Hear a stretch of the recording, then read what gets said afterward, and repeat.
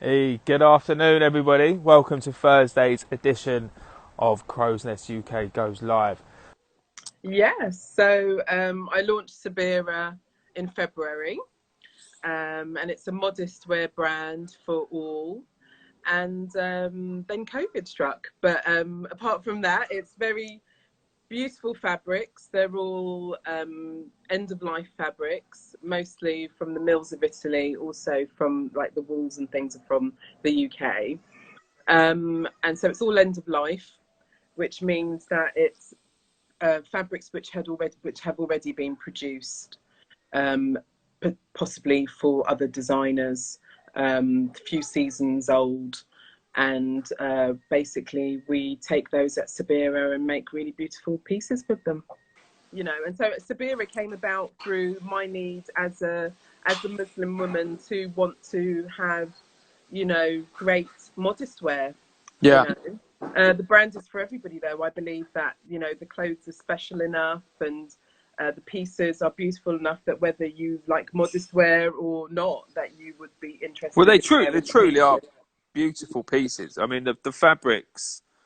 Um, I think that the term "end of life" like doesn't do them any I justice. know, yeah. I think that people, I think when you say that, people probably feel they're a bit shabby, but Yeah. I mean, they're really I try to find the highest quality that I can, because quality is paramount to the brand, to what I like. So I try to find the best quality, the best colors. I absolutely adore color. And yeah, end of life doesn't feel like the right term, but it is the term. Lockdown did actually happen. I kind of went into like a, whoa, oh my God, I've done all this work, and now the whole world is in a financial crisis. Yeah.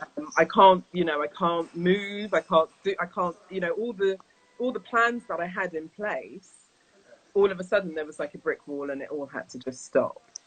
Um, so that was, I don't think that could ever, there was no preparation for that, to be very honest. But at the same time, then I got to spend great time with my family. I got to sit back and reflect upon the work that I had done for the past few months. And actually, it allowed me to really hone in on what it was that I wanted to focus on much more. So it was actually a blessing. And I think I realised it was a blessing when I was interviewed by an amazing journalist, Harriet Quick, for the Financial Times Yeah. about launching your brand in COVID. And it was only through talking to her that I kind of was then recounting all the things that I'd done and how I felt. And even afterwards, sent her an email, and I was like, "You've given me back my passion. I'm really excited to carry on with this, and just do what it is I do." I think I feel like as a creative person, you never really stop being creative regardless, even if it's cooking dinner. So, what did you like? What process did you have to go through to get? Because this is your first collection, wasn't it? With Yeah, sure. Severe. So, what was the Um, process of getting that to presentation?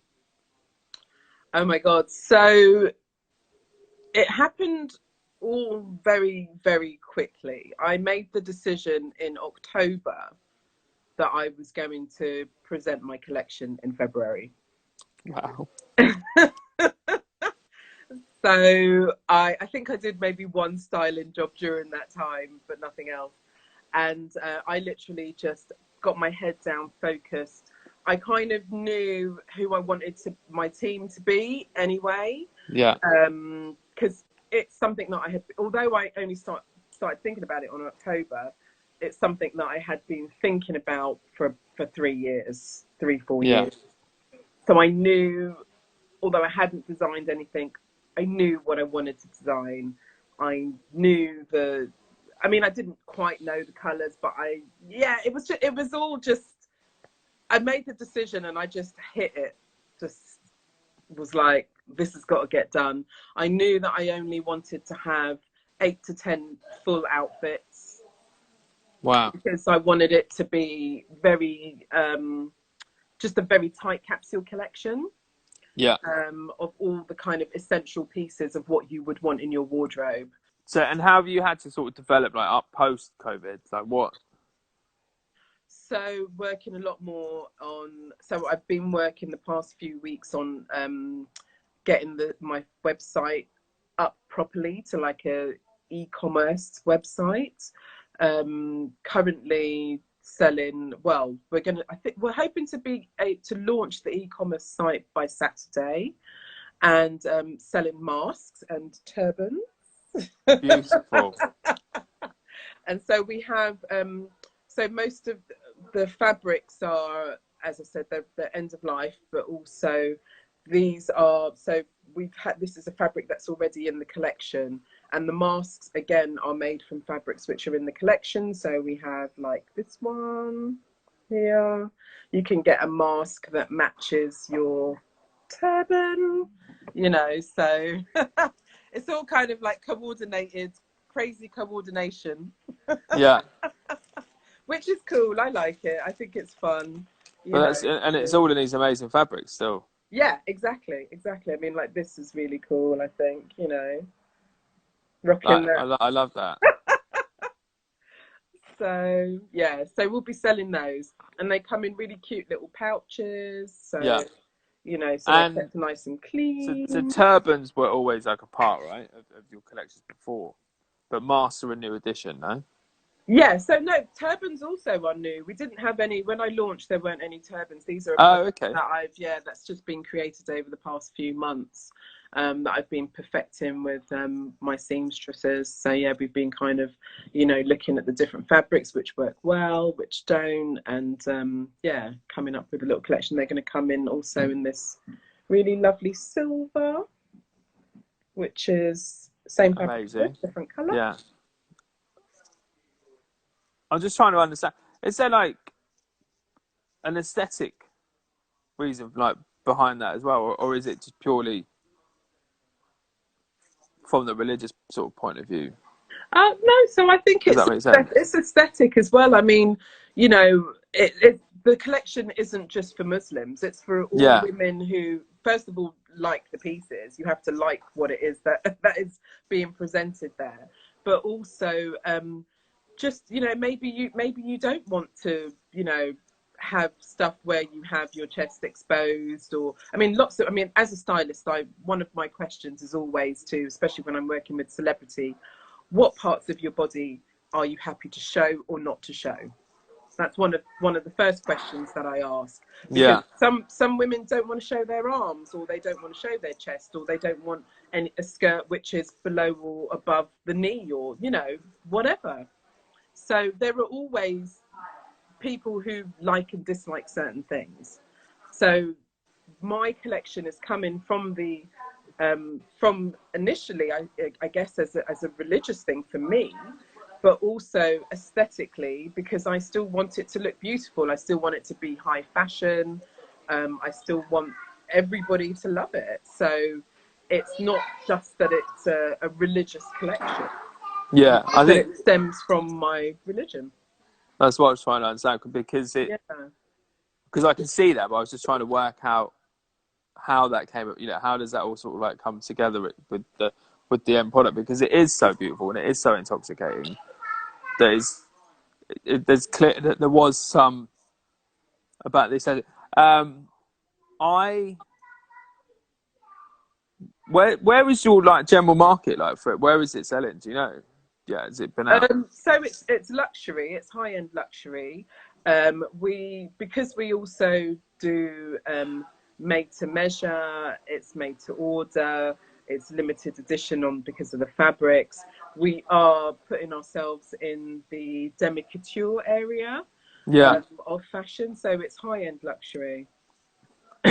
Well, I'm testament. Anything I've ever shot with you, as I said at the beginning, has always looked amazing. I think one of my favourite shoot was when we shot with you and Danks, and it's amazing, like sculptural dresses. There was like, and the girl. Which one was that? The one with the Jamaican girl? Yeah. Ah, yeah, I love that Yeah, one too. yeah. She was wicked. I loved I mean, her. I did this whole sort of Yeah, like yeah, slick yeah, back, Rick yeah, Rack, yeah, afro yeah, thing, yeah. Wicked. I love but that. you had these like wicked, really like sculptural dresses. Like the Yeah, form there on was them was quite all a that. lot of Mayeki and stuff like that. Yeah, I Yeah, all these love. folded Always loved pleats, and Mayeki. it looked, you know, some of it looked like Grecian statues. You know, it was like that kind of vibe. And then, you know, Ewan put this amazing lighting for it, so it was also like shaded sort of grey and stuff as well. So Yeah. God, I um, hadn't spoken to you in for ages. We should do something. I It'd haven't. be Yeah, I great. think he went and did the whole family thing as well, didn't he? So he's like, Um, sort of nobody has any sort of like time in between gigs anymore. It's sort of. Um, do you see any changes in the industry coming? Like, what do you think? Like, professionally, how's it all going to adapt? Do you think it will just go back to normal? no, I don't think it really can go back to normal. I'm hoping that a lot of people are a lot more conscious about, you know, maybe the sustainability aspects and the appreciation of actually being able to do stuff. I mean, I suppose it depends which aspects of the industry you're sort of talking about, really. Um, I don't know. I don't know. I really hope that we do. I think generally, as the human race, I think that we need to kind of remember the lessons of COVID, Yeah. and it's been so much, you know, especially with the whole Black Lives Matters and you know talking about racism and things like that. So I'm really hoping that people take these things on board, remember them, and bring them into you know the new normal. I think it's really important that we think about sustainability, inclusivity, and in all aspects. I remember being on shoots, and actually, so when you talk about shoots, so maybe I wasn't so conscious in terms of clothes, but I'd always be really conscious in terms of like the food waste. I Okay. hated the food waste. Like you go on a commercial shoot and there'd be mountains of food left over I'm that was not gonna just say going I to didn't be notice that, chucked but in the bin. Oh, yeah, that used to really annoy me. that did. It did. I remember now. And I'd But be that's a like, good thing. It's a good okay. thing. And also, I remember being on shoots and being like, okay, can everybody write their name on their cup, please? Because we're going through like so many cups. And if you just write your name on your cup, you can reuse it. Yeah. The You know, plastic, the whole really, plastic really, waste thing. yeah, really simple. So I think there are little aspects of it. I suppose, you know, I'm hoping going forward there'll be a little bit more as well.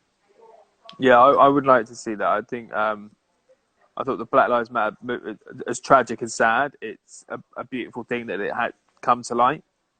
Yeah, I mean, I Brought to the feel, forefront. yeah, I feel like there's, you know, it's quieter now, but I still feel like everybody's being mindful about it, which is brilliant. yeah, I think so, definitely. I feel that for myself, as a black person, I'm a lot less scared about talking about it. And I Okay. think that's really important because I think that, especially when it all started, when it all kicked off, and I was like, I sort of, I did an interview and I said stuff, and then I was just, it came out, and I like was like, oh shit, like, what's gonna happen? Am I gonna work again? You know? Yeah. And I mean, I really did. I had like a bit of a meltdown, worried that, you know, I'd been that loudmouth black girl, you know, Wow. saying things that I shouldn't say that need to be kept under the carpet because that's just how it is.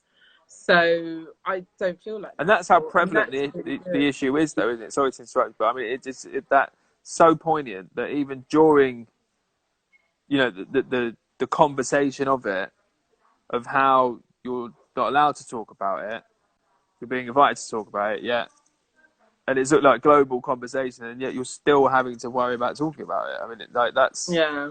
that's That, such a big issue. yeah, that's thankfully gone now, but I was at this was like right at the beginning. Yeah. I was like, oh shit, you know, should I have said that? And I literally went to my husband and I was like, you know, I don't know what's gonna happen now, babe. You know. Wow. And he was like, calm down, Deborah, calm down. And then, you know, thankfully, you know, I realised that I was being silly, and that these conversations need to happen. They need to be said, and it wasn't a time to be silent anymore. And yeah, you know, it wasn't a time to be silent anymore, and it still isn't.